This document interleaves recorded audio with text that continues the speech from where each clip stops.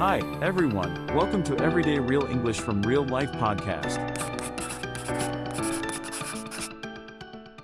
Welcome to Real English Podcast. I'm Brendy. And I'm Annie. Today we're diving into something that is probably sitting right in your pocket. But before we get to that, please take a quick moment to like this video, subscribe to our channel, and share the Real English Podcast with your friends. Right, and right after you hit subscribe, I just want to say something. It might feel fast, but that's just how Americans talk. You'll hear it again later, so no pressure. Exactly.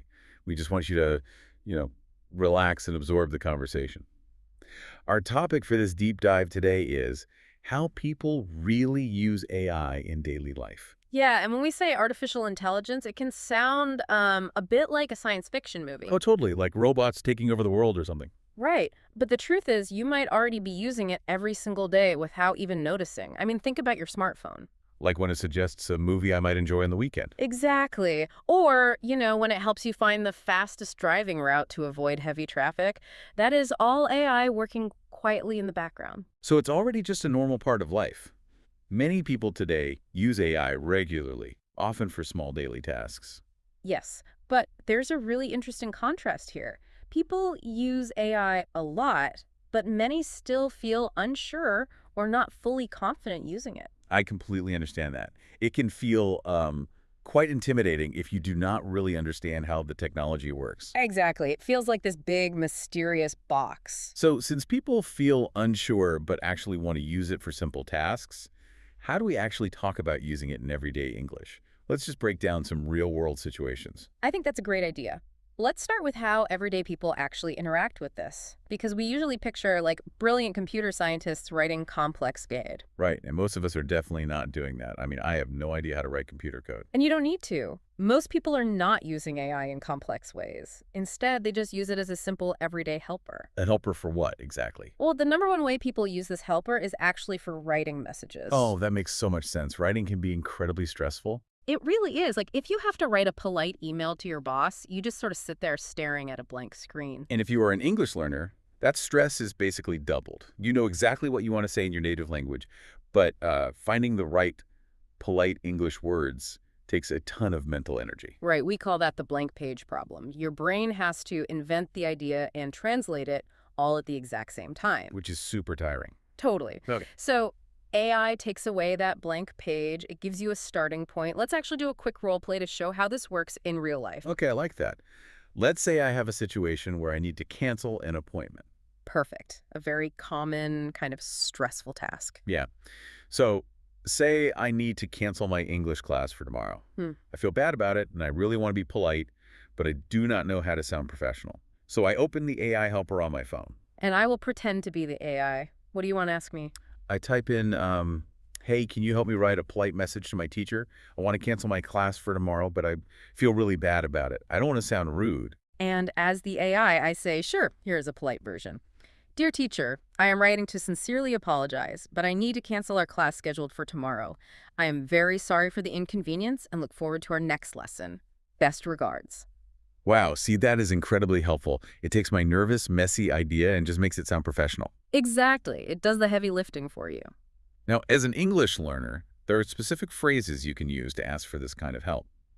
I will say the phrase slowly, and I want you, the listener, to repeat after me. Let's practice. Can you make this sound more polite? That is such a great phrase to know. Let's give them another one. Okay, go ahead. When you write a sentence but it feels stiff or uncomfortable, you can tell the computer, rewrite this naturally. Let's give them a second to practice that at home. Rewrite this naturally. Spot on. And here is one more phrase that is just a lifesaver for language learners. Make it sound like a native speaker. Yes, repeat that one out loud. Make it sound like a native speaker. Using those phrases just shifts all that stress from your brain right to the computer. So it solves the blank page problem for writing.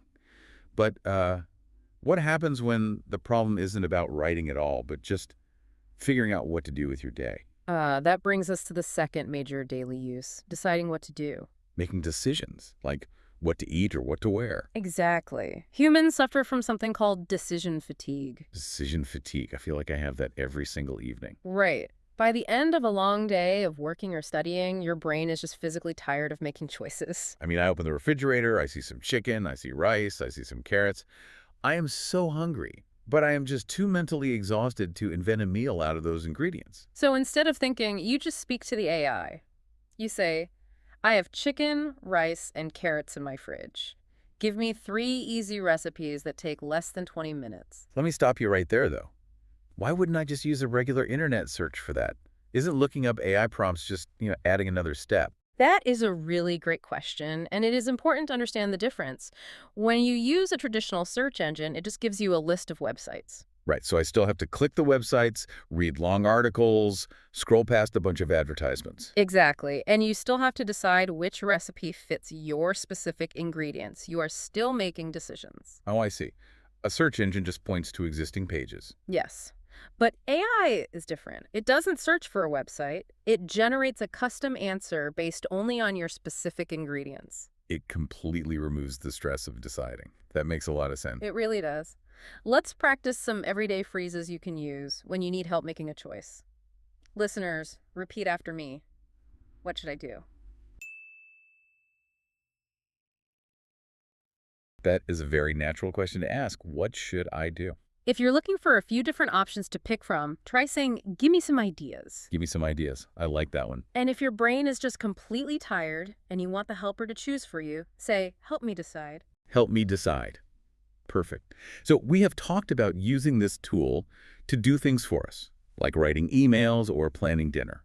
But there is another way to use it that is entirely focused on understanding the world around you. Right. Our third big daily situation. People use it for learning, doing homework, and getting clear explanations. Which is absolutely huge for students and curious adults. I imagine it is amazing for language learners. Let's say I am reading a news article in English, and I find a very complex paragraph about the economy. Usually, I would just give up and stop reading.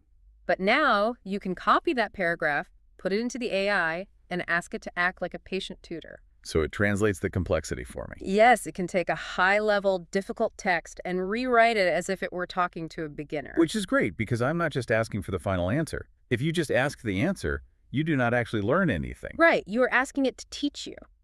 Let's practice the exact phrases for getting a good explanation. Repeat after me. Explain this in simple terms. That is my favorite one. Explain this in simple terms. Sometimes an explanation isn't quite enough, though, and you need to see a real-world scenario to truly understand. So you can ask, can you give me an example? Yes, practice saying that one. Can you give me an example? And here is a very natural English idiom. When something is too complicated, you want to separate it into smaller, easier pieces. You can say, break it down for me. That is such a good idiom. Break it down for me. Using these phrases really helps you understand almost anything you're trying to read or learn. It is like having a teacher right in your pocket. Okay, so we were talking about all the amazing things this technology can do. But honestly, I need to bring up a pushback here. Oh, what do you mean? Well, sometimes when I read an AI message, it sounds completely ridiculous, like a robot wrote it. It uses big, formal words that nobody actually uses in a real spoken conversation. That is a crucial point, and it brings us to an important insight. AI is helpful, but it is definitely not perfect. Why does it do that, though? Why does it sometimes sound like a formal legal document when I just want to send a friendly text to my neighbor? It comes down to how language models actually work. AI generates text by finding the most mathematically average, predictable words. Oh, so it looks at millions of examples of human writing, and it just guesses the most likely next word. Precisely. And because it is aiming to be mathematically average, it loses all human personality. It lacks the natural, unpredictable quirks that make a real person sound interesting. Exactly. Sometimes it sounds too formal or unnatural. And this introduces a concept called the human in the loop. The human in the loop. I really like that phrase. It basically means the computer cannot do the job completely alone. You, the human, must stay involved. Because if I just copy and paste an email, my teacher or boss will probably know a computer wrote it. It sounds too perfect. Right. People rarely just copy and paste. The real skill is reading the AI's answer and fixing it so it sounds like a real person. You take the good ideas, but maybe you add a friendly greeting or change a formal word to a casual one. You are adjusting what the AI gives you. So let's learn how to express that something is wrong with the computer's output. Repeat after me.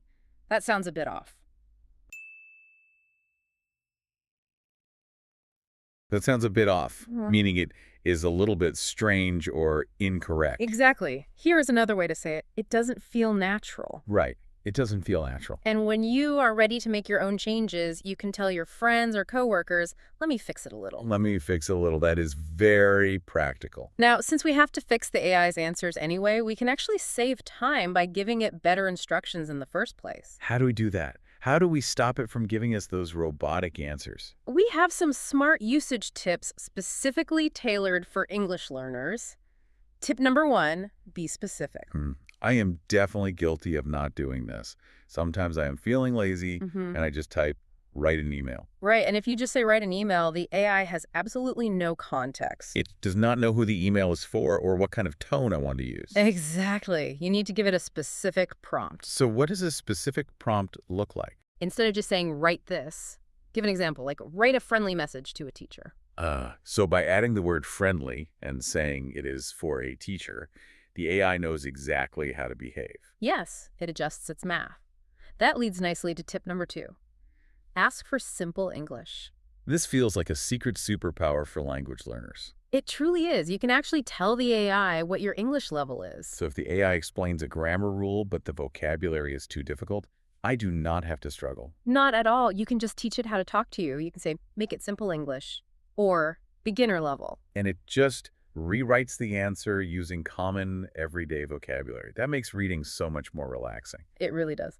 And our third tip is incredibly powerful for building your speaking confidence. Use AI as a practice partner. Oh, I love this one. You can actually tell the AI to role play with you, right? Yes. You can have a back and forth conversation just like you would with a real person to practice your speaking. Let's demonstrate this with a mini practice role play. Perfect. Imagine you want to practice ordering a coffee in English before you travel. You tell the AI, let's practice a conversation.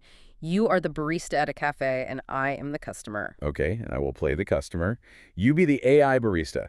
Let's hear how it sounds in a real conversation. Beep boop. Welcome to the cafe. What can I get for you today? Hi, can I get a medium latte, please? Sure thing. Would you like that hot or iced? I'll take it iced. Yeah. And can I have almond milk instead of regular milk? Of course. An iced latte with almond milk. Anything else to eat with that? No, that's all. Thank you. Great. That will be $4.50. And scene. It is just like standing in a real cafe. You can practice ordering food, asking for directions, or even preparing for a job interview. It is a totally safe space to practice your English. The computer will never judge you for making a mistake. It is like having a free English tutor available 24 hours a day. Exactly. We have covered so much ground in our deep dive today. We really have. We explored how people use AI as a simple helper for daily tasks, like writing messages and deciding what to make for dinner to avoid decision fatigue. And breaking down difficult topics for learning. Right. We also uncovered the mechanics of why AI sounds robotic and why you always need a human in the loop. Because you have to read, adjust, and make sure the words actually sound like you. And we give you specific tips to be a smarter user, like being specific with your prompts, asking for simple English, and using it as a daily practice partner. So now we want to leave you with a provocative thought. Yes, listeners, think about your routine tomorrow. I want you to think of one small daily task that you can practice asking an AI about in English. Maybe it is writing a quick text message, deciding what to wear, or translating a short article. Just pick one small thing and try it out. See how it changes your day. Taking small steps builds your confidence. The more you practice the phrases we learned today, the more natural they will feel in your daily life. We hope you enjoyed this gentle, friendly introduction to how people really use AI. Before we go, please remember to like this video, subscribe to our channel, and share the Real English podcast with anyone who is learning English. Every like and subscribe helps us create more content to help you on your language journey. We really appreciate it. And if you want to review today's lesson, I uploaded a free PDF summary in the description and in the comments. Feel free to download it and study at your own pace.